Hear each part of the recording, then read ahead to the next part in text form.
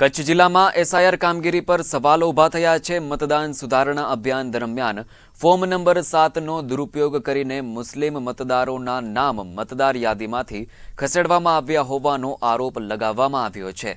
આ અંગે આજે અખિલ કચ્છ મુસ્લિમ યુવા કોર કમિટીએ કચ્છ કલેક્ટરને આવેદનપત્ર પાઠવ્યું હતું। તેમનું કહેવું છે કે ફોર્મ નંબર 7 સ્વીકારવામાં આવતા કોઈ પણ ચકાસણી અથવા આધાર પુરાવા નથી લેવામાં આવ્યા, જેના પરિણામે દલિત અને મુસ્લિમ સમાજના અનેક લોકોને તેમના મતદાનનો અધિકાર ગુમાવવાનો પડકાર આવ્યો છે। કચ્છ જિલ્લામાં મોટા પાયે ફોર્મ નંબર 7 સ્વીકારવામાં આવ્યા છે, પરંતુ તે માટે કોઈ પ્રકારના આધાર પુરાવા ન હોવાને લઈને મુસ્લિમ સમાજ દ્વારા આ અરજી કરવામાં આવી છે। તેમની માંગ છે કે ફોર્મ નંબર 7 માટે કરવામાં આવેલી તમામ દાખલીઓને નિષ્પક્ષ અને સંપૂર્ણ તપાસ કરવામાં આવે।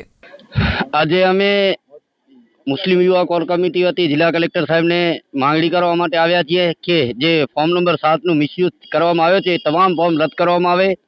અલગ અલગ જગ્યાઓ પર અમારી બીએલઓ સાથે વાત થઈ છે। બીએલઓએ પણ લેખિતમાં તંત્રને જાણ કરી છે કે આ ખોટો થઈ રહ્યો છે। અમે સ્થાનિક જગ્યાઓ પર તપાસ કરી આ બધો એક કાવતરો છે કે મતદાન ઉપર ડાયરેક્ટ અસર કરશે। એના માટે અમે સીધી માંગણી છે કે આ બધો રદ કરવામાં આવે, જેથી આજે એસઆઈઆરની સંપૂર્ણ નિષ્ઠાવાન કાર્યવાહી કરવામાં આવી હતી એના ઉપર સીધી અસર કરવામાં આવી છે। એટલે ચૂંટણી પંચ પોતે આગળ આવે અને ફરિયાદી બને એવી અમારી માંગણી છે।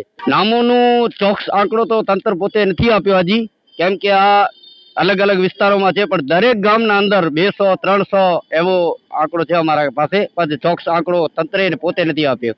ખાસ કરીને આપ સૌ જાણો છો તેમ આખા ગુજરાતની અંદર જે એસઆઈઆરની કામગીરી અત્યાર સુધીમાં ચાલુ રહી છે એની સામે અનેક પ્રકારના પ્રશ્નો સર્જાયા છે। ત્યારે આજરોજ નામદાર કલેક્ટર સાહેબને અમે આવેદનપત્ર આપવાનું નક્કી કર્યું છે મુસ્લિમ યુવા કોર કમિટી તરફથી, અને એની અંદર મુખ્ય જે મુદ્દો છે કે ફોર્મ નંબર 7 જે ભરવામાં આવી રહ્યા છે એ ફોર્મ નંબર 7ની અંદર કોણે ફોર્મ ભર્યું છે, શા કારણોસર ભર્યું છે, એ વ્યક્તિ કોણ છે, એ બાબતનો કોઈ પણ પ્રકારનો ડેટા સરકાર જાહેર કરતી નથી। અમારી સરકાર પાસે માંગણી છે, જે પણ ચૂંટણી અધિકારી જિલ્લાના જવાબદાર હોય એ ચૂંટણી અધિકારી પાસે માંગણી છે કે આ જે ફોર્મ નંબર 7 લોકોના મારું ફોર્મ બીજા કોઈએ ભર્યું છે તો મારું ફોર્મ જેણે ભર્યું છે એ ફોર્મ એક તો એના સામે કાર્યવાહી કરવામાં આવે કે એણે કોના કહેવાથી અને શા માટે ફોર્મ ભર્યું છે।